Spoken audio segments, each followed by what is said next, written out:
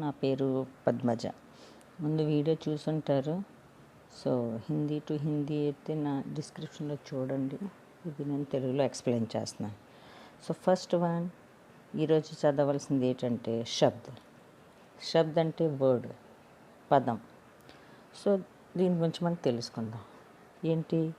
వర్ణం యా అక్షరం కా ఐసా సమూహం. वर्ण या अक्षर, ఒక లెటర్, ఒక అక్షరం, ऐसा समूह जो कुछ अर्थ प्रकट करता है उसे हम शब्द कहते हैं. అంటే ఒక అక్షరం కలిసి ఒక పదం తయారవుతుంది. ఆ పదానికి మీనింగ్ ఉంటేనే దాన్ని శబ్ద అని అంటాం అన్నమాట. బోల్డని అక్షరాలు కలుస్తాయి, మీనింగ్ లేకపోతే దానికి పదం లేదా శబ్ద అని అన్నారు. మీనింగ్ ఉంటేనే దానికి శబ్ద అంటారు. ఫర్ ఎగ్జాంపుల్ ఘర్ మీనింగ్ ఉంది కదా, ఇల్లు, సడక్, రోడ్, కితాబ్, బుక్ అనమాట. సో దీనికి మీనింగ్ ఉంది. ఈ ఘా అక్షరం రా అక్షరం కలిసి ఒక మీనింగ్ ఇచ్చింది కాబట్టి अर्थ प्रकट करना ही करता है तो उसे हम शब्द कहते हैं. शब्द అని పదం అని వర్డ్ అని అంటాం. సో దీనికి ध्वनि के अनुसार शब्दों के भेद. ध्वनि, ఆ ధ్వని ఏంటి? ఫస్ట్ ध्वनि के अनुसार शब्दों के दो भेद हैं. ధ్వని నుంచి సో ఫస్ట్ వన్ సార్థక్ ధ్వని. సార్థక్ అంటే ఏంటి? ఫుల్ మీనింగ్ ఉన్న పదం అనమాట. ऐसे शब्द जिनमें किसी अर्थ का बोध हो. ఆ పదంతో మీనింగ్ వస్తుంది. మీనింగ్ఫుల్ ఉన్న పదాన్ని మనం సార్థక్ శబ్ద అని అంటాం. ఫర్ ఎగ్జాంపుల్ పేడ్ పానీ, పేడ్ చెట్లు, పానీ నీరు, వాటర్. సో सार्थक शब्द. निरर्थक शब्द, ऐसे शब्द कोई अर्थ प्रकट नहीं करते. అక్షరాలు కలుస్తుంది కానీ దానికి మీనింగ్ ఏమి ఉండదు. భావ్ భావ్, మ్యావ్, టర్ అలాంటివి బోల్డెన్ వర్డ్స్ ఉంటుంది. ఓకే, ఇప్పుడు పానీలో అనుకోండి నీపా, డప్పే. సో ఇలాగ తిరగేసి మీనింగ్ లేని వర్డ్స్ అనేది నిరర్థక్ శబ్ద అంటారనమాట. సో व्याकरण के लिए निरर्थक शब्दों का के लिए कोई महत्व नहीं होता. సో మనం గ్రామర్ చదువుతున్నాం, అందులో నిరర్థక్ శబ్ద అర్థం లేని పదాలకి తో మనకు సంబంధమే లేదు, దానికి వాల్యూ ఇవ్వం. సో మనకు కావాల్సింది ఏంటి? సార్థక్ శబ్దం से ही భాష बनती है. ఈ సార్థక్ మీనింగ్ ఇచ్చే పదాలతోటే మనకి భాష తయారవుతుంది అనమాట. సో यह शब्द 5 प्रकार के होते हैं. शब्द 5 टाइप्स అనమాట. उत्पत्ति के आधार पर, रचना के आधार पर, प्रयोग के आधार पर, अर्थ के आधार पर, अर्थ बताने वाली शब्द शक्तियों के आधार. ఒక్కొక్క దాని గురించి తెలుసుకుందాం. ఓకే, 5 టైప్స్ ఉన్నాయి. ఒక్కొక్క దాని గురించి మెల్లిగా తెలుసుకుందాం. फर्स्ट वन ఏంటి? हिंदी भाषा में उद्गम, उत्पत्ति या स्रोत के आधार पर शब्द का वर्गीकरण निम्न है. మనకి ఎగ్జాంపుల్ ఒక్కొక్కసారి ఉద్గమ్ కే ఆధార్ పర్ అంటాడు, ఉత్పత్తి అంటాడు, స్రోత్ అంటాడు. 3 ఒకటే, కన్ఫ్యూజ్ అవ్వక్కర్లేదు. సో उद्गम అన్నా, ఉత్పత్తి అన్నా, స్రోత్ అన్నా ఒకటే. సో उसके आधार पर शब्द का वर्गीकरण कितना, ఒక్కొక్కసారి ఇలా అడుగుతాడు ఎగ్జామ్లో.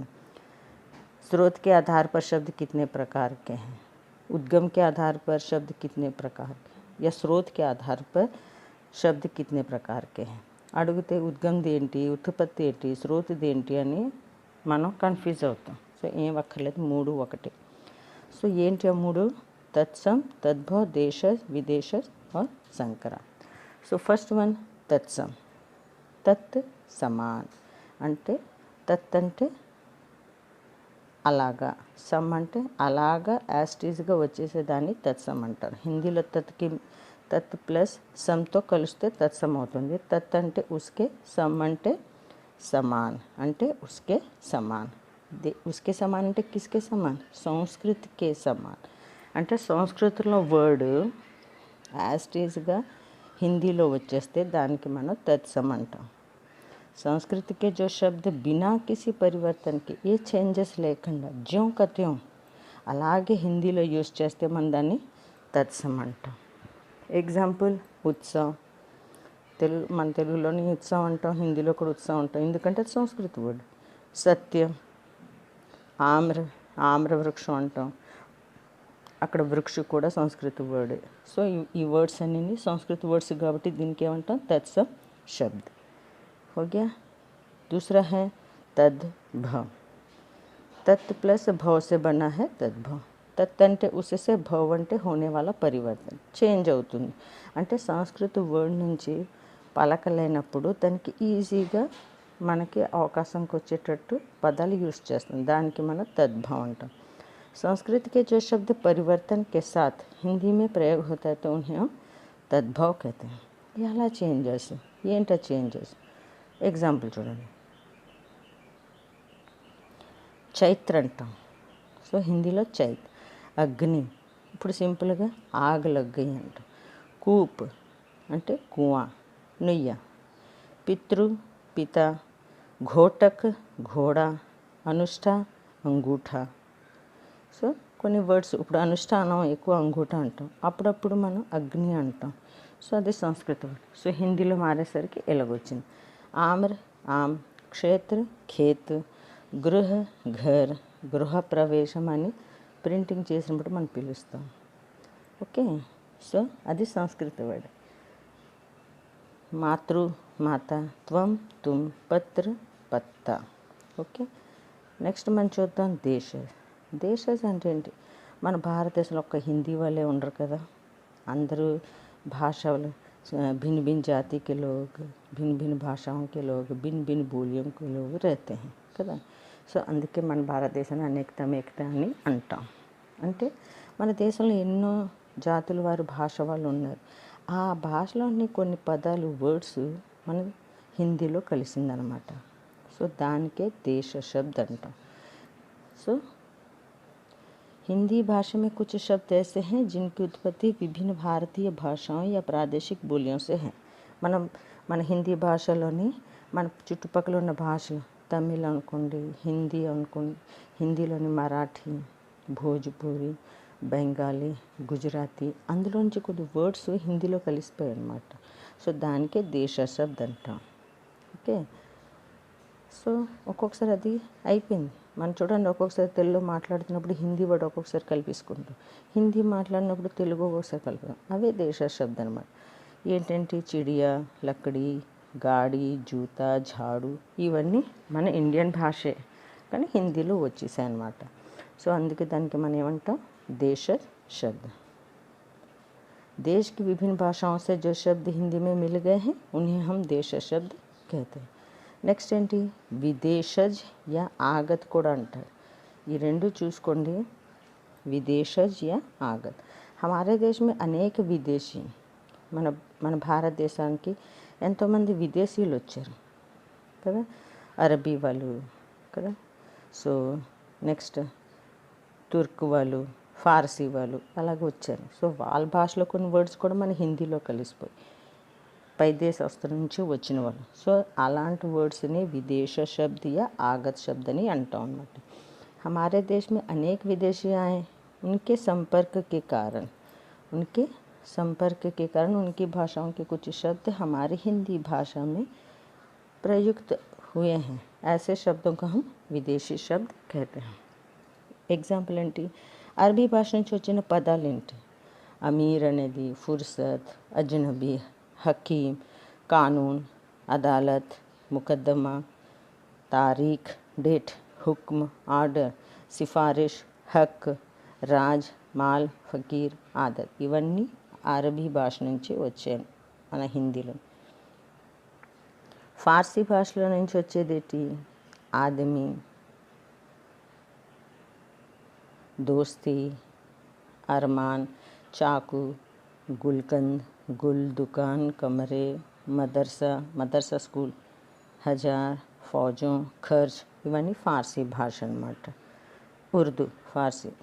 ఓకే, నెక్స్ట్ పుర్తగాలీ భాషా के शब्द आलू, अचार, तिजोरी, फोम, गोदाम, मेज, गिरजा, नीलाम, ఇవన్నీ పుర్తగాలీ భాష. నెక్స్ట్ చీనీ భాష నుంచి కూడా వచ్చింది. చాయ్, చీకు, చీనీ, లీచీ అని చాలా ఎక్కువ ఉన్నాయి. చాయ్, చీకు, చీనీ, లీచీ. जापानी, साइनोरा. ओके, नेक्स्ट तुर्की भाषा, उर्दू, बावर्ची, तोप, लाश, आलमारी, काली. సో ఈ వర్డ్స్ అన్నీ తుర్కీ భాష నుంచి. ఫిఫ్త్ వన్ ఏంటి ఇందులోంచి, సంకర.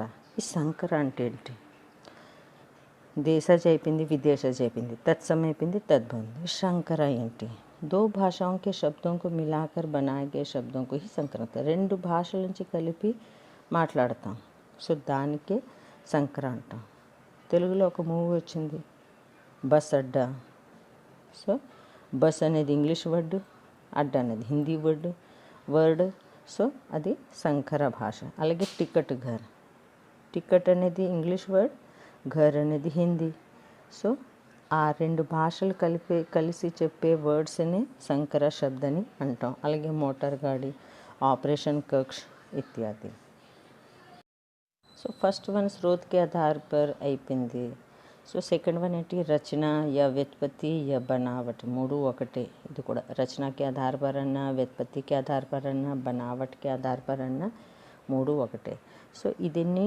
3 టైప్స్ రూఢ్ యౌగిక్ యోగ రూఢ్ ఏంటంటే చూద్దాం సో ఫస్ట్ వన్ చూద్దాం रूढ़ ఏంటి ఈ రూఢ్కి మూల్ శబ్ద भी कहते हैं మూల్ శబ్ద కూడా అంటారు మూల్ శబ్ద అన్నా రూఢ్ అన్నా ఒకటి అంటే మెయిన్ థింగ్ जिन शब्दों के ఖండ్ అంటే ఏదైనా ఒక పదం దానికి ఖండ్ భాగం చేస్తే విడదీస్తే సార్థక నా హో దానికి మీనింగ్ ఉండకపోతే దానికే రూఢ్ అంటాం ఫర్ ఎగ్జాంపుల్ ఇక్కడ నాక్ అని ఉంది దానికి విడదీస్తాం ఇలాగా నా ప్లస్ కా నాకు మీనింగ్ ఉంటుందా ఉండదు ఓన్లీ కాకి ఉంటుందా ఉండదు రెండు కలిపితేనే మీనింగ్ ఉంటుంది అంటే ఇన్ శబ్దం కా ఖండ్ భాగాలు చేస్తే సార్థక నా హో మీనింగ్ లేకపోతే ఉన్హే రూఢ్ कहते हैं నాక్ ఓకే కాన్ పీలా పర్ ఇలాంటివన్నమాట సెకండ్ వన్ ఏంటి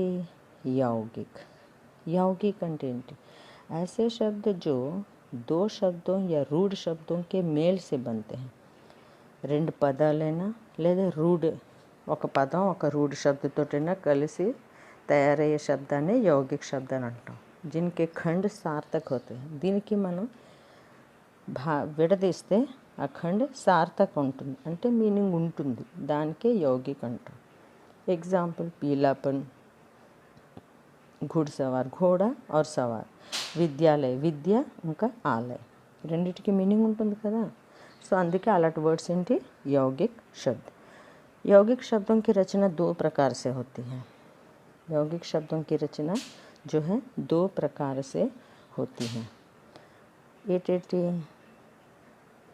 ఒకటేమో शब्दांश के मेल से और शब्दों के मेल से శబ్దాంశ అంటే ఏంటి శబ్ద అంటే ఏంటి శబ్ద ఫుల్ మీనింగ్ ఇచ్చే పదం ఈ శబ్దాంశ ఏంటి మీకు ప్రిఫిక్స్ సఫిక్స్ ఉంటాయి దాన్ని బట్టి తెలుస్తుంది ఫర్ ఎగ్జాంపుల్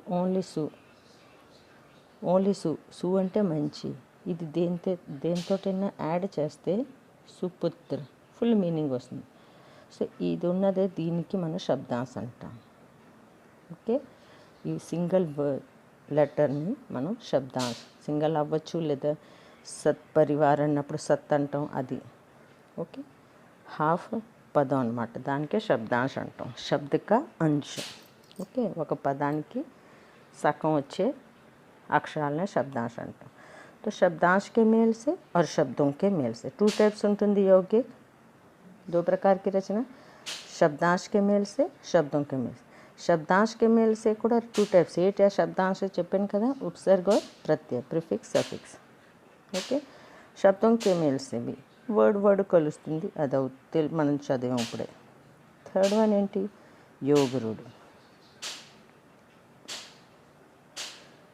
ఏంటి योग रूढ़ ऐसे शब्द जो यौगिक तो होते हैं पर अर्थ के विचार से अपने सामान्य अर्थ को छोड़कर किसी विशेष अर्थ के परिचायक हैं योग रूढ़ कहलाते हैं అంటే మీనింగ్ ఉంటుంది కానీ తన సామాన్య అర్థకు చూడక తన అసలైన మీనింగ్ వదిలేసి వేరే అర్థాన్ని ఇస్తుంది అలాంటి దానికి మనం योग रूढ़ అంటాం ఎగ్జాంపుల్ చూడండి పంకజ్ ఒక పేరు కానీ దీనికి మీనింగ్ ఏంటి పంక్ ప్లస్ జ అంటే కమల్ పంక్ అంటే కీచడ్ బురద జ అంటే జన్మ అంటే బురదలో జన్మించేది ఎవరు కీచడ్ మే జన్మ ఎవరు కమల్ దీనికి బహుబ్రీ సమాస్ కూడా అనొచ్చు బహుబ్రీ సమాస్లోని ఇలాగే కదా మీనింగ్ త్రిలోక్ అంటాం త్రిలోక్ అంటే ఏంటి ఈశ్వరుడు అని అర్థం సో బహుబ్రీ సమాస మీనింగ్ కూడా ఇందులో వస్తుంది. అదే ట్రిక్.